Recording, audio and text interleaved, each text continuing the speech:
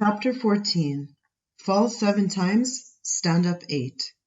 This proverb originates from Japan, Nanakarobi Yayoki, literally translated, 8 falls, 8 getting up, and underlines the Japanese ethos of resilience. It simply means that no matter how many times you fall or get knocked down, you get up again. To achieve anything worthwhile in life, one requires patience, perseverance, and the ability to get up, no matter how many times one falls. There are simply no quick fixes in life. A man who can attest to the truth of this proverb is former world heavyweight boxing champion George Foreman. He was raised in Houston, Texas, in an impoverished part of town, best known for its violent crime. Living in this kind of neighborhood meant he had to learn to be tough and fight for his own protection at a very early age. In 1967, at the age of 17, and only 1 year before the 1968 Summer Olympics, his first trainer, Charles Doc Broaddus, recognized his talent and promised to guide him to be a fierce and successful fighter. In that same year, he had his first amateur boxing match and won it with a knockout. The next tournament was the Golden Glove Championships in San Francisco, which was seen as a preparation for the Olympics. George Foreman's fighting prowess and punching power were clearly evident in this tournament, which he won. At the Summer Olympics, his opponents were clearly no match to him. Even the most seasoned of fighters were surprised at how good he was, and he ended up winning the gold medal for the U.S. team. He turned professional after the Olympics, and his quality was evidenced by his fighting statistics. He won 90% of his 40 fights with the knockout. In his first title fight, he was set to fight Joe Frazier, who had previously defeated the legendary Muhammad Ali. Defeating Ali meant he had to be really good because Muhammad Ali was undisputedly the best heavyweight boxer at that time. Joe Frazier was seen as the clear favorite for this fight, not only because he had defeated Muhammad Ali, but because he had an undefeated record. No one really thought Foreman could beat him. They were wrong.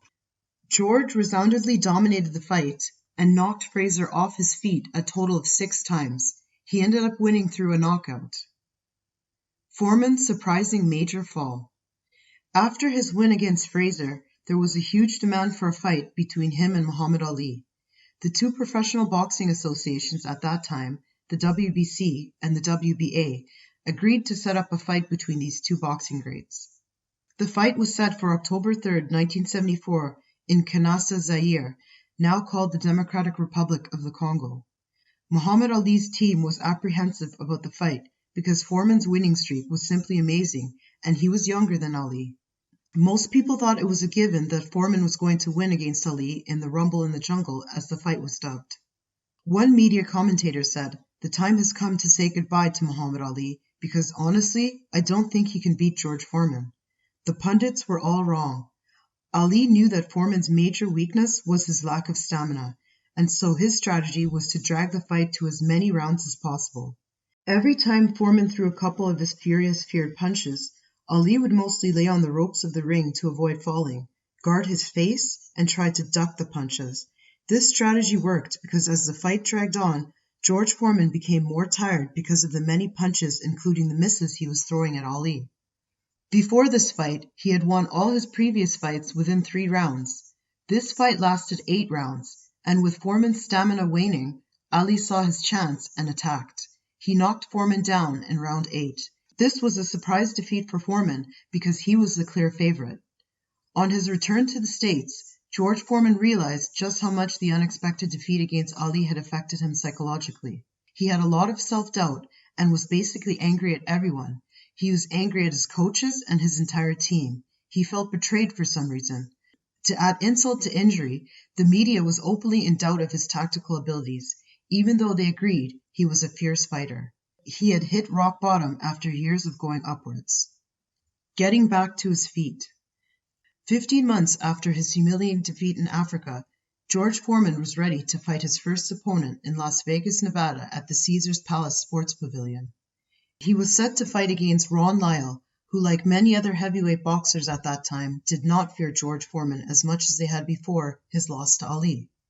His intimidating and dominant persona seemed to have vanished in Africa, where the majority of the spectators had been rooting for Muhammad Ali. The fight was brutal. Ron Lyle was so confident against Foreman that he went on the offensive from the word go, landing many hard punches. George Foreman was later quoted as saying, "I've never been hit so hard in my life." For the spectators, it was an exciting fight because it went back and forth. Both boxers hit the canvas a couple of times. George Foreman won spectacularly in the 5th round with a knockout. Psychologically and physically, he had recovered from his defeat in Kinshasa. He was back on his feet. His team pressed for a rematch with Muhammad Ali, but he was never granted another chance to redeem himself against the great Muhammad Ali. He retired unceremoniously in 1997 after a split decision defeat to Jimmy Young. Another fall. In his retirement, George Foreman found peace in his relationship with God and even became a minister. For 10 years, he was preaching and raising his 10 children with his loving wife. He invested his money in building a community center called the George Foreman Youth and Community Center. At first, all went well with his endeavor, but due to bad management, he realized that he was pumping so much money into the project, including scholarships for poor children to go to school and college. The project basically wiped out all of his savings. He was down again. Getting back to his feet again. An unbelievable 13 years after losing his title, and partly forced by his financial situation, he decided to embark on the seemingly impossible task of becoming champion again. His decision to return to boxing at the age of 38 was mocked and laughed at. Many people questioned his intentions and made fun of his physical appearance.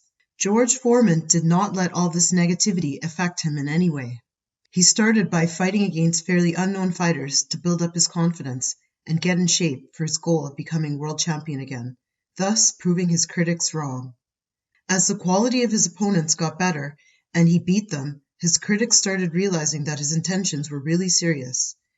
But they still doubted his ability to fight against the very best. The more fights he won, the more popular he became, and many companies started offering him a lot of money to appear on their adverts. His star was rising again, and he even became the spokesperson for a grilling product named after him, the George Foreman Grill. From the sale of this product alone, he was earning close to $5 million a year.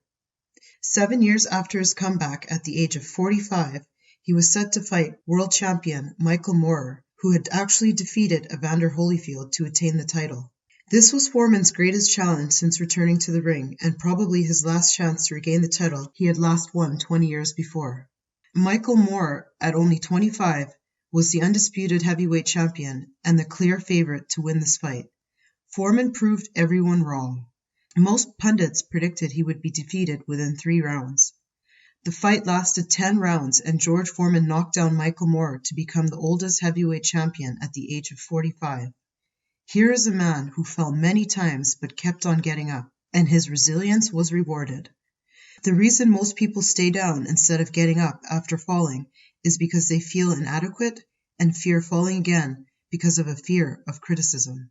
What people will say or think of them dominates their thoughts so much that it hinders them from going on with their quest to attain their goals. The upside of mistakes. Fail your way forward. The only people who don't make mistakes are those who do not attempt to do anything, but they also end up achieving nothing. In essence, their lack of action is the greatest mistake. Leadership coach John Maxwell, in his book Falling Forward, wrote, "Stop falling backward and start falling forward." George Foreman learned from his defeats and other mistakes made on his journey, without which he would never have achieved all that he did. The upside of mistakes is that they are a warning signal that urges us to course correct.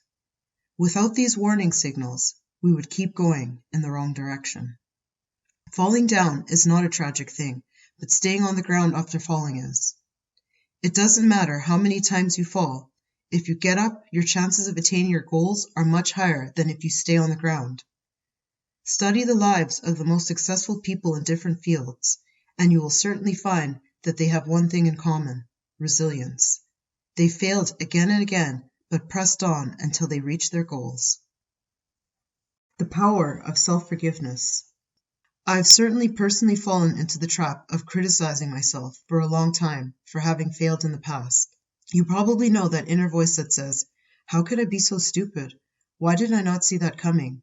We beat ourselves up even over things that happened years ago, thinking that it might motivate us into being better persons. This is far from the truth.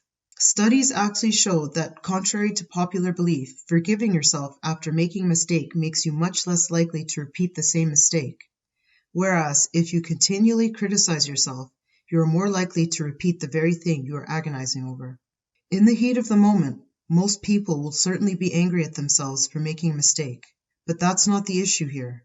If you continue criticizing yourself and fail to get past that for days, weeks, and sometimes even months, you are actually self-sabotaging. Health psychologist Kelly McCogonell, in her book, The Willpower Instinct, states, self-compassion, being supportive and kind to yourself, especially in the face of stress and failure, is associated with more motivation and better self-control.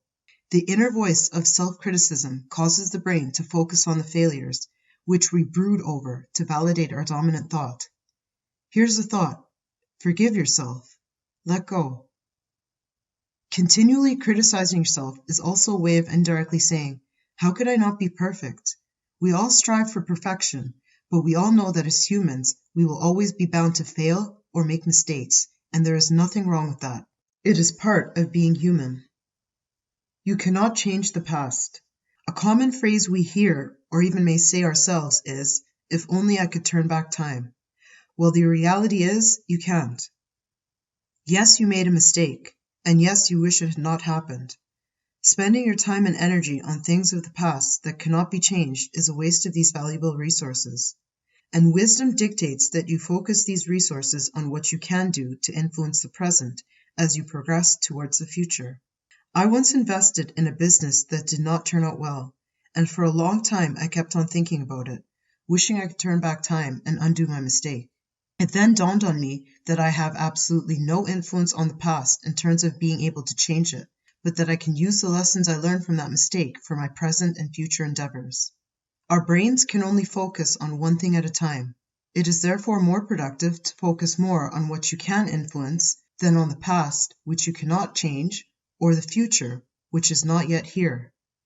If you focus on the right actions in the present, the future will be taken care of.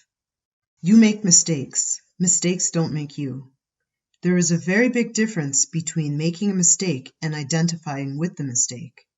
You make mistakes, but you are not a mistake.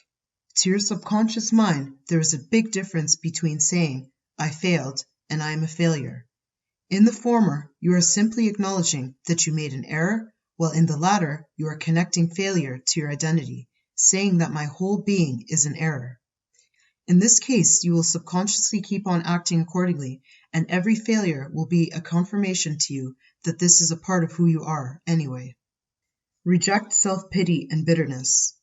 I once had a talk with a colleague who was blaming his quality of life on his ex-girlfriend with whom he had broken up 10 years ago.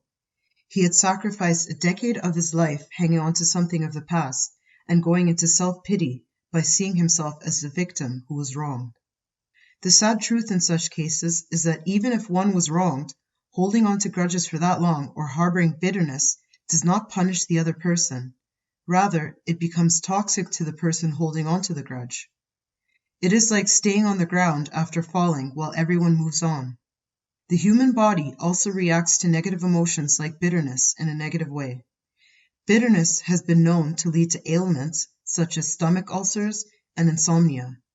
So, pitying yourself and having bitterness is not only detrimental to your goals, it also has health implications for your mind and body.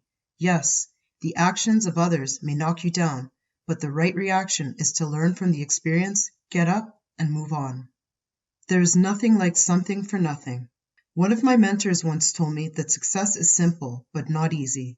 It is simple because there are certain laws that, if followed consistently and with tenacity, result in success. It is not easy because most people avoid or shy away from the price one has to pay to achieve success, like self-discipline, consistency, sacrifice, going above and beyond. It is not that those who are successful like doing these things, but they do it anyway, and that's the difference. George Foreman did not let any of his critics and haters stop him from achieving his goals. He worked hard and consistently, learning from every setback while on his journey. This is what most people avoid. not because they are less intelligent, but because our human brain is addicted to saving energy, and it looks for the path of least resistance. If success was easy, everyone would be successful, but that is not the case. The good news is, it is simple. Success leaves tracks that anyone who wants can follow and emulate. The proverb, fall 7 times, stand up 8, reminds us of the reality of life. There will be moments when you will fall down or be knocked down. But no matter how often this happens, your chances of winning exist only if you get up again. We all at such moments must make the choice between staying on the ground or getting up.